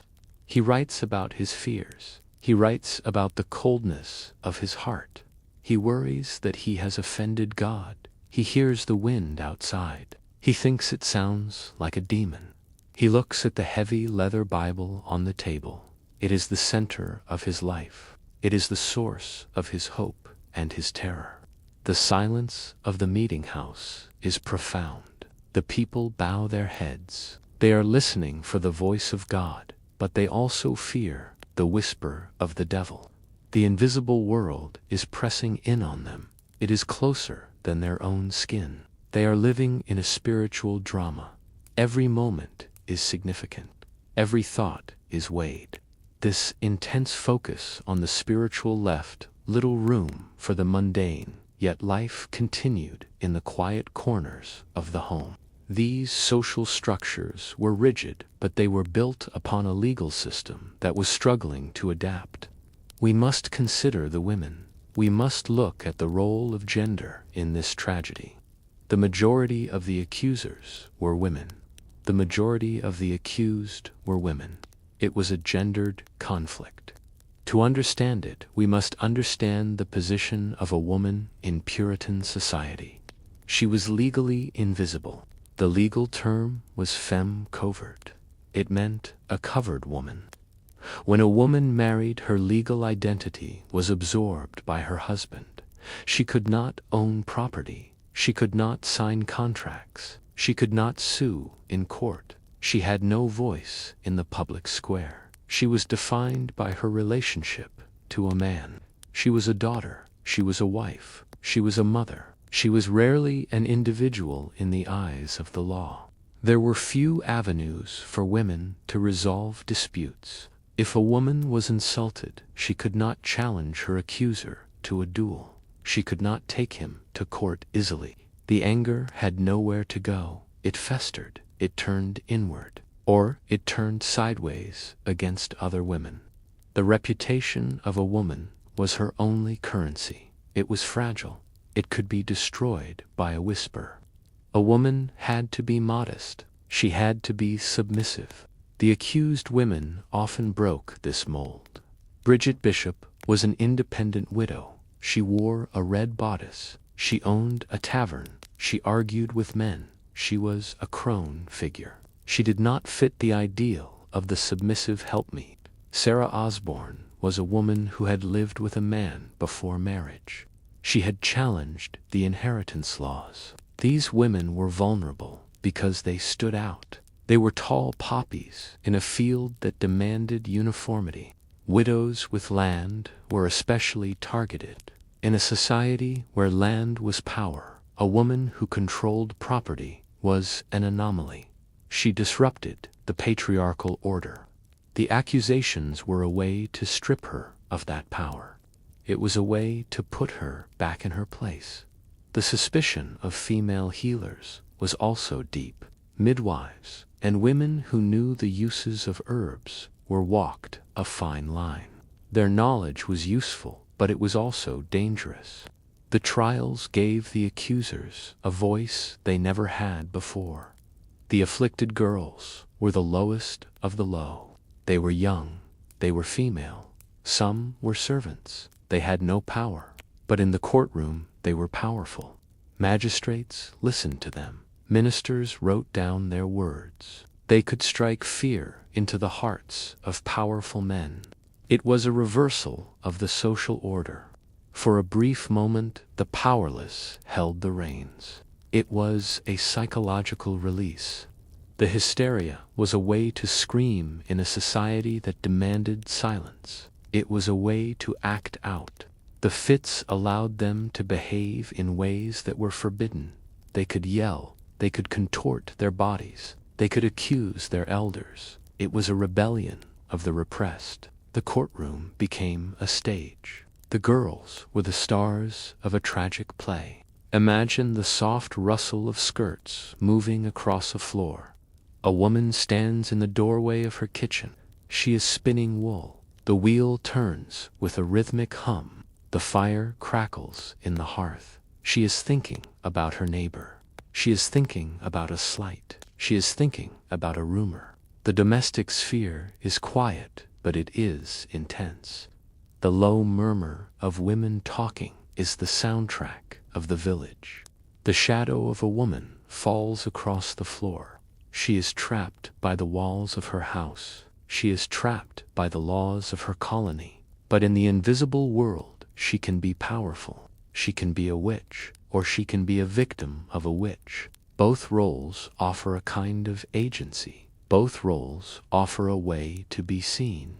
The tragedy of Salem is the tragedy of a society that gave women no other outlet for their fears and their ambitions. These social structures were rigid, but they were built upon a legal system that was struggling to adapt. The legal legacy of Salem is profound. The trials were a breaking point. They were the last gasp of a medieval system of justice. They forced a change. They forced the law to evolve. The specter of the innocent hanging on the gallows haunted the conscience of the colony. It haunted the conscience of the future. Before Salem, the legal system often operated on a presumption of guilt. If you were accused, you had to prove your innocence. The trials showed the horror of this logic. You cannot prove a negative. You cannot prove you did not send your specter to torment a girl. The courts began to shift. The concept of the presumption of innocence began to take root. It is better that 10 guilty persons escape than that one innocent suffer. This idea grew from the ashes of Salem. The use of torture was also examined. Giles Corey was pressed to death. It was a brutal medieval punishment. It was legal at the time, but it shocked the public. It was never used again in American law. The cruelty of it was too much. The legal system began to move away from physical coercion. It began to value the rights of the accused. The body was no longer a site of truth extraction. The nature of evidence changed. The courts in Salem accepted spectral evidence. They accepted dreams and visions. They accepted hearsay. After the trials, this was rejected. The courts demanded physical evidence. They demanded facts that could be verified. Hearsay was excluded. The right to confront one's accuser became a pillar of justice. You could not be condemned by a whisper in the dark. The separation of church and state began to widen.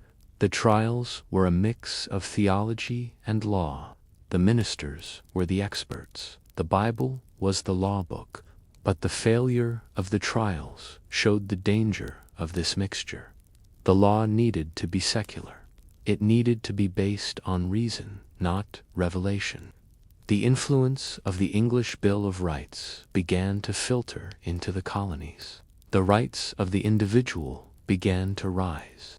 In 1711, the colony passed a bill to reverse the attainders. They restored the good names of the accused. They paid compensation to the families. It was an early form of restorative justice. It was an admission of error. The state admitted it had been wrong. This was rare.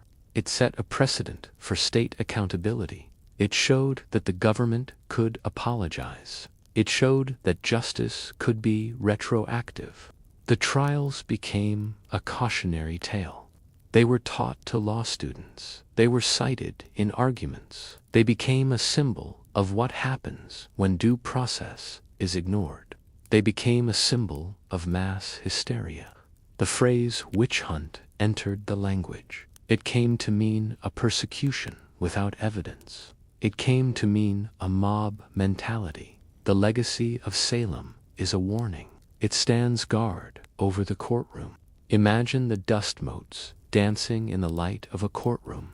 The air is thick with the smell of old paper. A gavel strikes the wood. It is a slow, rhythmic sound. It is the sound of order.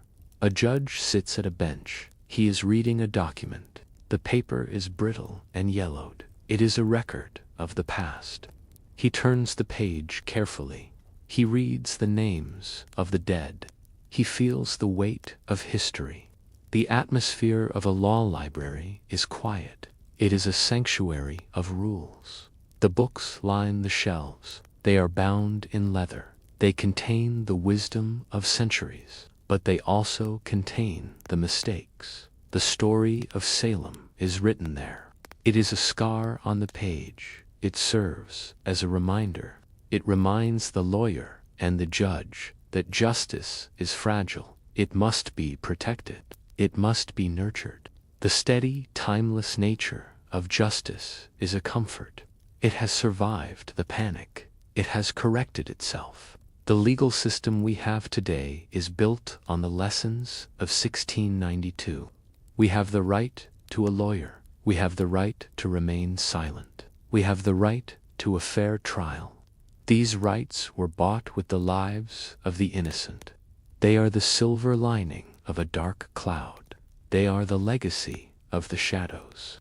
With the scholarly analysis complete, we can now let go of the facts entirely and drift into the atmosphere.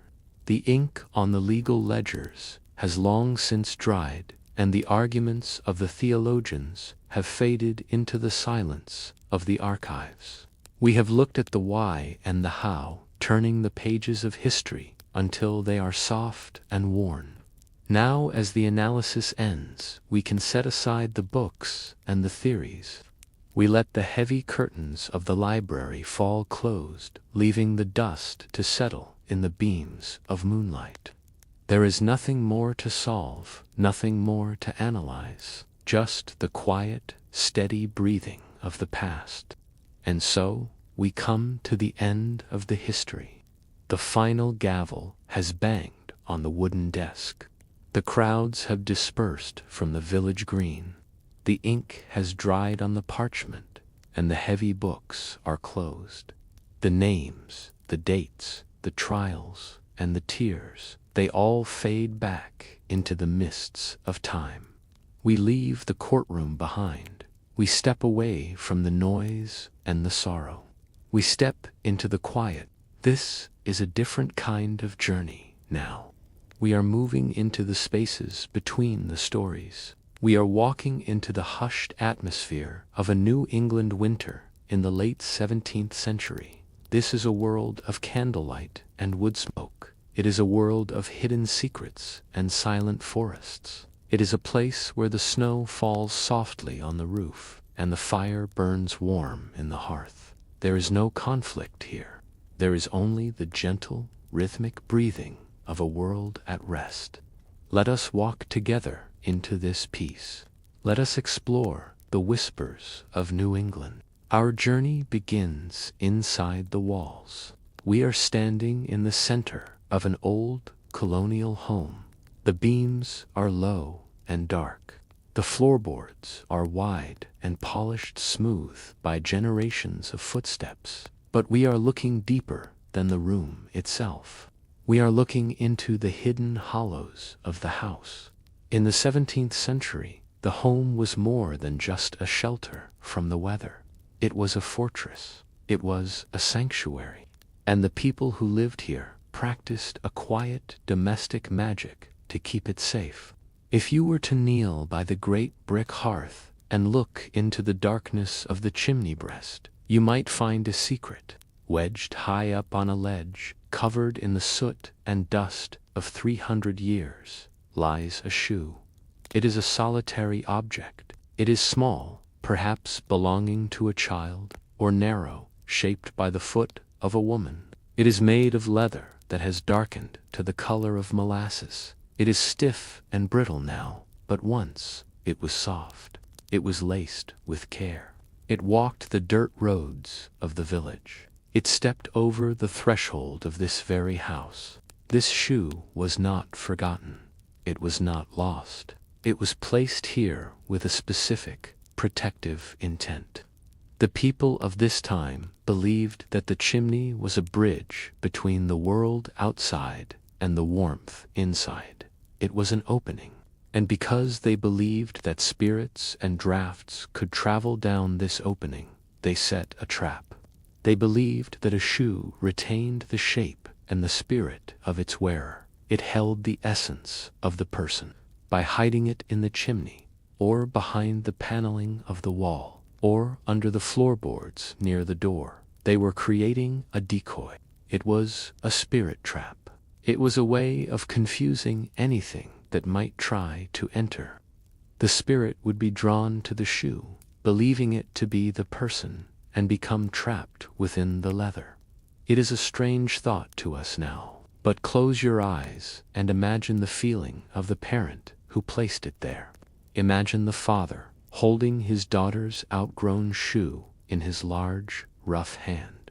He climbs the ladder. He reaches into the dark. He wedges it tight. He whispers a silent prayer for safety. He climbs down, feeling a sense of relief. The house is guarded. The boundary is sealed. It brings a sense of profound comfort. It is the feeling of being watched over by the very walls themselves. Hundreds of these shoes have been found in the old houses of New England. They are discovered during renovations, tumbling out of walls like memories. They are almost always well-worn. The heels are rubbed down, the toes are scuffed. They carry the imprint of life. They are humble, silent guardians, sleeping in the darkness, keeping the family safe while the winter winds howl outside. But the shoe is only one layer of this protective blanket. Look at the heavy timber that spans the fireplace, the mantel tree. It is a massive beam of oak, solid and unyielding. If you look closely in the flickering light of the fire, you can see a carving. It is faint, worn down by centuries of cleaning and smoke. It is a geometric design, a circle drawn with precision. Inside the circle, 6 petals unfold, touching the rim. It looks like a flower. This is the daisy wheel. It is also known as a hexfoil. This was not carved for beauty, though it is beautiful in its symmetry. It was carved as a lock. The circle has no beginning and no end. It is a symbol of eternity. It is a labyrinth for spirits. The belief was that any ill intent entering the house would be drawn to the line and forced to follow it, round and round, trapped in the endless geometry, never able to break free. The carver of this symbol stood where you are standing now. He worked by the light of a tallow candle. He used a compass, or perhaps a piece of string pinned to the center. He scratched the wood with a steady hand. Scritch, scritch. The sound of the knife on the dry oak was a rhythm of protection. With every line, he was strengthening the shield. He was weaving a net of safety across the opening of the hearth. Go to the front door. It is made of thick planks, studded with iron nails. Above the frame, nailed into the wood, is a horseshoe. We still see this today. But here, in 1692, it is a powerful talisman. It is made of iron. Iron was the metal of the earth, born of fire and stone. It was cold, heavy, and magnetic. It was believed that spirits of the air could not cross a barrier of iron. It repelled them. The horseshoe is placed with the points facing upward. It forms a cup, a vessel. It is there to catch the luck and hold it, to keep the good fortune of the household from spilling out onto the stoop. It is a promise that those who enter here leave the chaos of the world behind. When the door is bolted at night, the iron shoe stands guard. It is a sentry that never sleeps. There were rituals for the land as well. In the spring, the families would walk the boundaries of their property. It was called bumping the bounds or beating the bounds. But even in winter, the memory of that walk holds the land together. They would walk along the stone walls that lined the fields. They would touch the corner markers. They would make sure the stones were firm. They would recite the prayers of ownership and protection.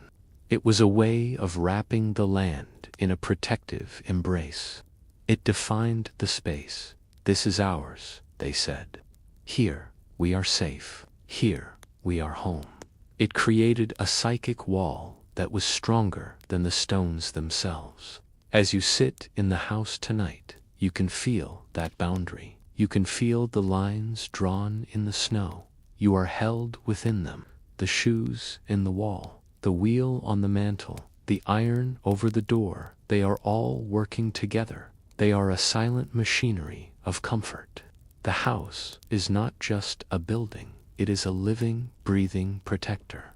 It wraps its heavy wooden arms around you and holds you close.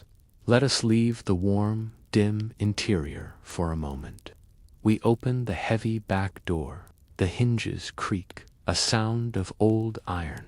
We step out onto the stone step. The air hits us instantly. It is crisp, cold, and clean. It smells of snow and ice. We wrap our cloaks tighter around us. We are looking out at the winter garden. In the summer, this was a riot of color and scent. It was a busy place of bees and butterflies. Now it is a study in white and gray. It is a slumbering landscape. The snow is deep here, drifting against the split-rail fence. The garden beds are raised rectangles, their wooden borders barely visible above the drifts. It looks like a clean sheet of paper, waiting for the spring to write upon it. This is the kitchen garden. It is the pharmacy and the grocery store of the home. Even in its dormancy, it tells a story of survival and care. Beneath the snow, the earth is frozen hard, but deep down, below the frost line, the life is waiting. The roots of the perennials are sleeping. They are curled tight, hoarding their energy. They are dreaming of the sun that will wake them in April. In one corner, the woody stems of the herbs stand bravely against the cold. They are the survivors. There is the sage. Its leaves are gray-green, soft as velvet, and dusted with frost crystals. Even frozen, if you were to brush against it, it would release a ghostly scent of earth and musk. Sage was the plant of immortality. Why should a man die? The old saying went, who has sage in his garden? It was used for everything, for sore throats, for fevers, for wisdom. Next to it is the rosemary. Its needles are dark, almost black against the white snow. It looks like a miniature pine tree. Rosemary is for remembrance. It is for the mind. It is for holding on to the things that matter. And there is the thyme, a low tangle of woody stems creeping over the stones. Thyme is for courage. It is for strength. These plants are the physic garden. They are the friends of the family. They have been tended with gentle hands. They have been watered and weeded, and now they rest. But their essence is not just outside. Come back to the house, but not to the main room. Let us climb the narrow, winding stairs to the attic. It is cold up here, and the air is dry. The roof beams are close overhead. The light comes from a single, small window, illuminating the dust motes dancing in the air. Hanging from the rafters are the ghosts of the summer garden. There are bundles of dried herbs tied with twine. They hang upside down, their leaves crinkled and brown. There are bunches of mint, smelling of sharp coolness. There are bundles of chamomile, smelling of apples and straw. There are stalks of yarrow and feverfew. This is the storehouse of health. The air in the attic is thick with their mingled scents. It is a perfume of the earth. Throughout the long winter, the woman of the house comes here. She climbs the stairs, her footsteps soft on the wood. She selects a bundle. She crumbles the dry leaves into a ceramic bowl. The sound is a soft rustle, like dry autumn leaves blowing across a path. She carries them down to the kitchen. She places the iron kettle on the hook over the fire. She swings it into the flames. The water begins to hum, then to boil. She pours the boiling water over the dried leaves. The steam rises in a cloud. It fills the room with the smell of the garden. It is a sudden memory of summer in the dead of winter. The tea steeps. It turns a golden amber or a deep green. She pours it into a ceramic cup. The cup is warm in your hands. You hold it close to your face, breathing in the steam. It clears the head. It warms the chest. You take a sip. It tastes of the earth and the sun. It tastes of care. This is the medicine of 1692. It is not a pill from a bottle. It is a relationship with the land. It is a cycle of planting, tending, harvesting, drying, and brewing. It is a slow, deliberate act of healing. And there are other treasures hidden from the frost. Under the house, in the root cellar, the smell is different. It is the smell of damp earth and cold stone. Here, in the dark, lie the root vegetables. The carrots and the potatoes are buried in bins of sand to keep them firm. The onions hang in braids from the ceiling, their papery skins rustling when the door is opened. The apples are stored in barrels, filling the small space with a sweet, cidery fermentation. This is the wealth of the household. This is the promise that they will not go hungry. The garden sleeps outside, but its bounty is safe inside. We leave the garden now. We step over the stone wall that marks the edge of the field. We walk away from the house, our boots crunching in the snow. We are heading toward the tree line. The forest is waiting. The New England woods in winter are a place of profound silence. It is a cathedral built of trunks and branches. The snow dampens every sound. There is no echo. When you speak, your voice stays close to you.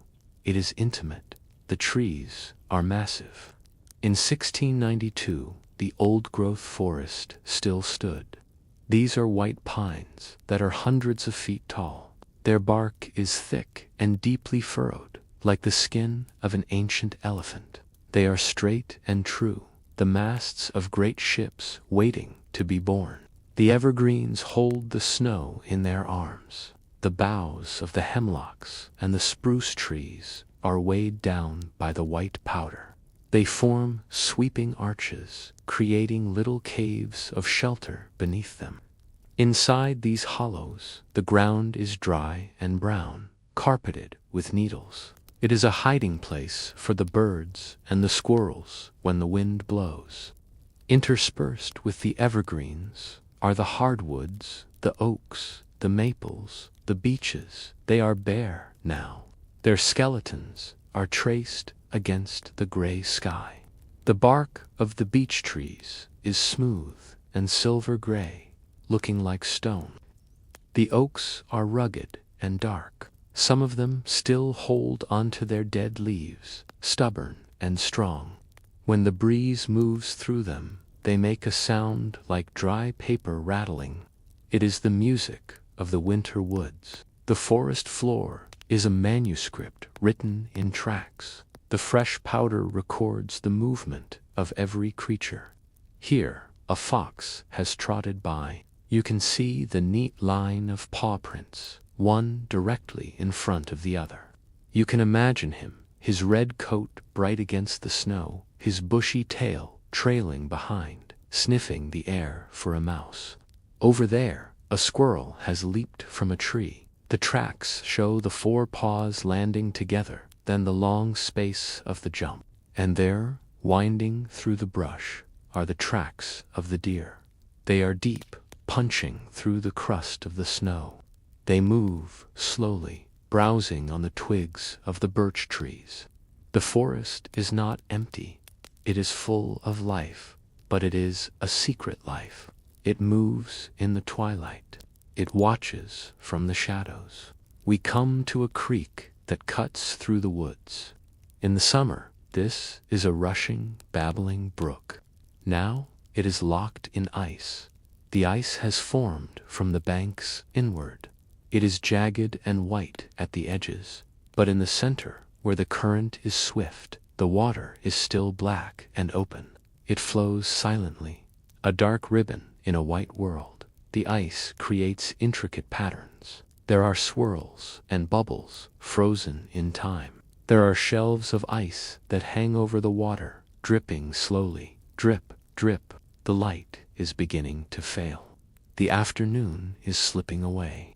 The sun is low in the west, painting the sky in shades of violet and bruised indigo. The shadows of the trees stretch out across the snow, long and distorted. They look like the hands of a clock, counting down the day. The air grows sharper, the temperature drops, the moisture in your nose freezes instantly. The silence deepens. High above, in the crook of an old maple tree, a shape detaches itself from the trunk. It is a great horned owl. It ruffles its feathers, puffing itself up against the coming night.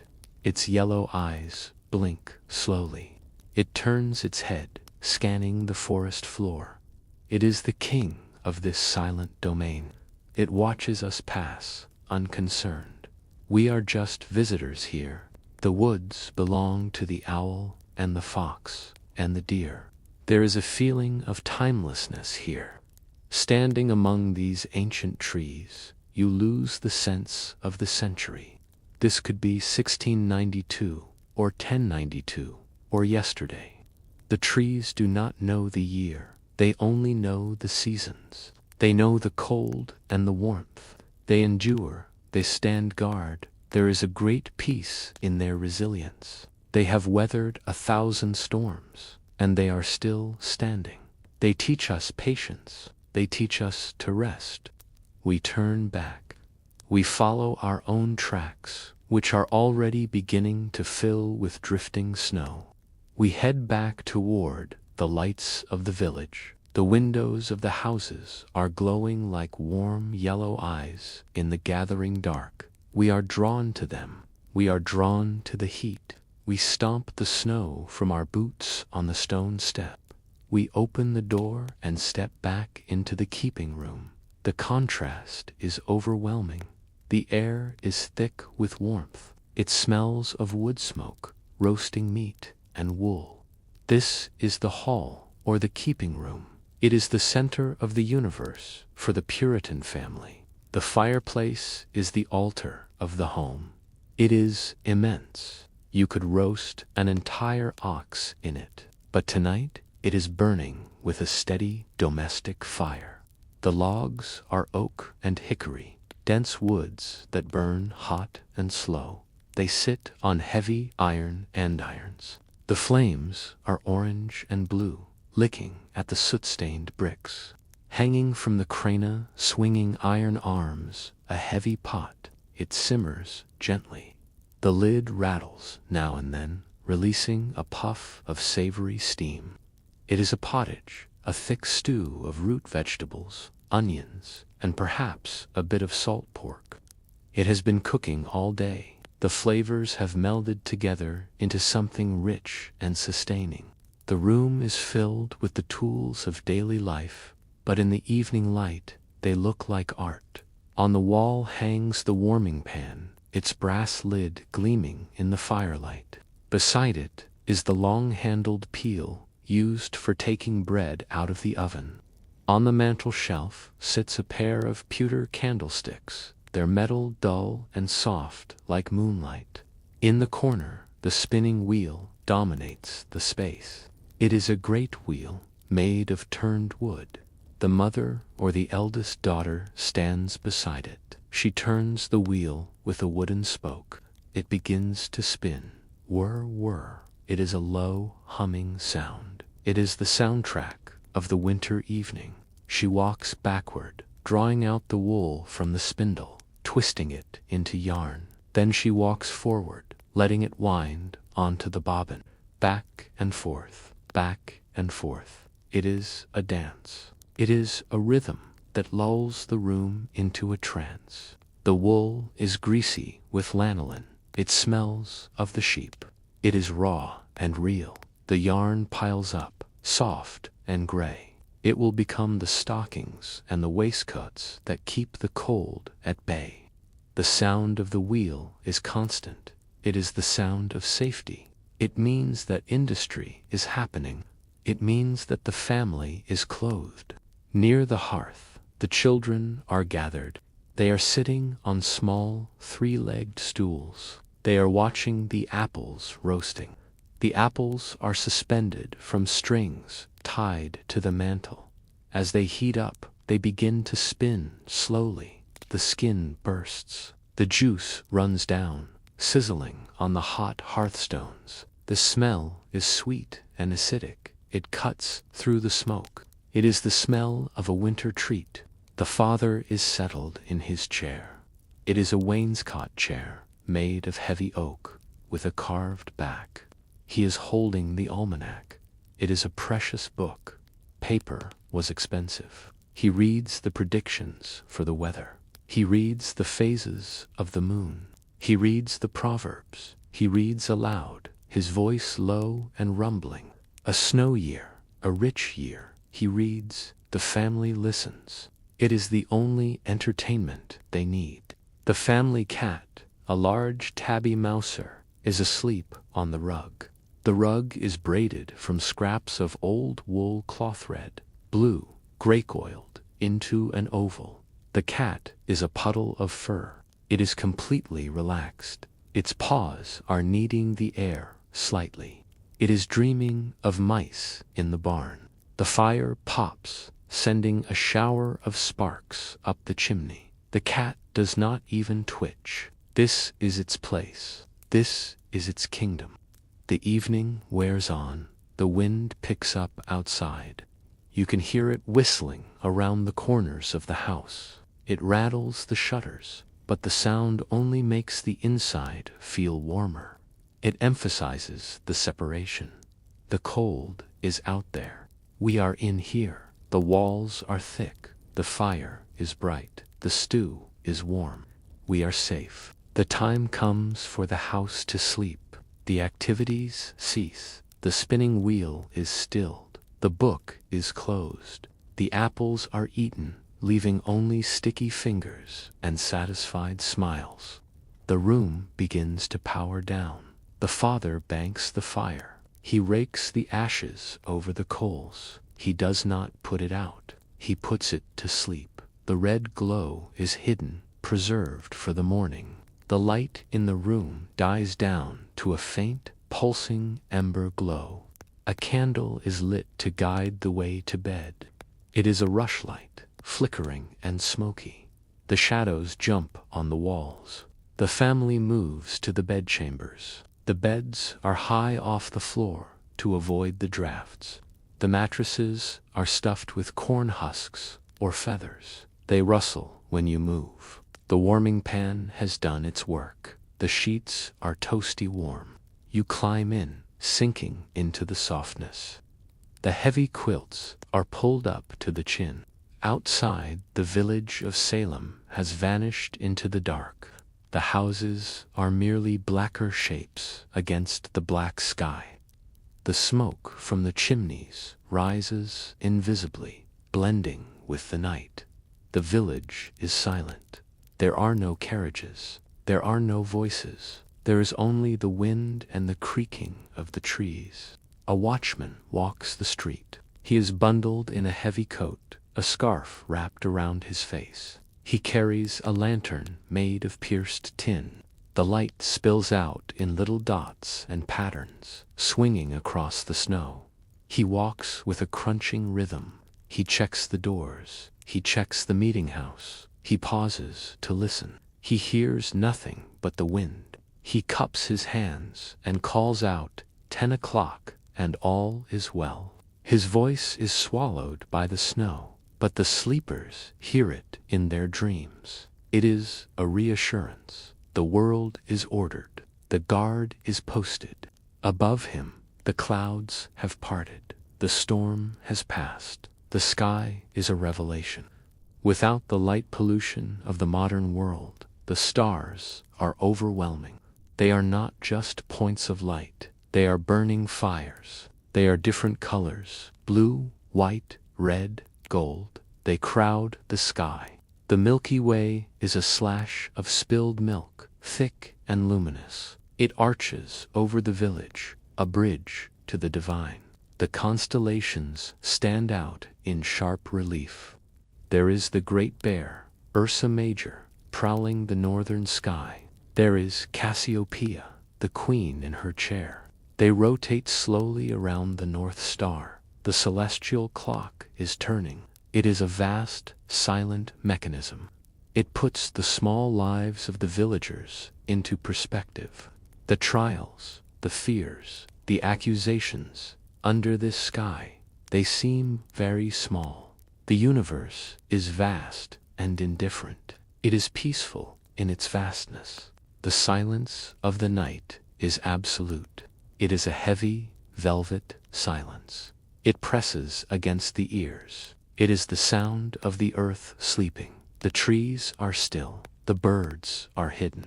The animals are in their burrows. The village is suspended in time. Inside the house, the breathing of the sleepers deepens. It becomes slow and rhythmic, in and out, in and out. The mind lets go of the day. The muscles relax. The tension melts away. The warmth of the bed is a cocoon. You are floating in the darkness. You are drifting on a dark, calm sea. There is no destination. There is only the drifting. You can feel the connection to the earth below you. The house sits on the stone foundation. The stone sits on the frozen ground. The ground goes down deep and solid. You are anchored. You are safe. The winter night is not a threat. It is a blanket. It covers the world and allows it to rest. It allows it to heal. And so the night stretches on. The stars wheel overhead. The embers in the fireplace pulse softly like a slow heartbeat. The world waits for the morning, but the morning is far away. For now, there is only this. There is only the peace. There is only the sleep. The village of Salem and the world of 1692 now fades into the gentle mist of your dreams. The fire has burned down to glowing embers, casting a warm, dim light across the room. The history books are closed, the stories are told, and the past is at rest. You are safe, you are warm, and you are ready to drift away. Thank you for listening, and for letting me tell you this story. Sleep well, my friend.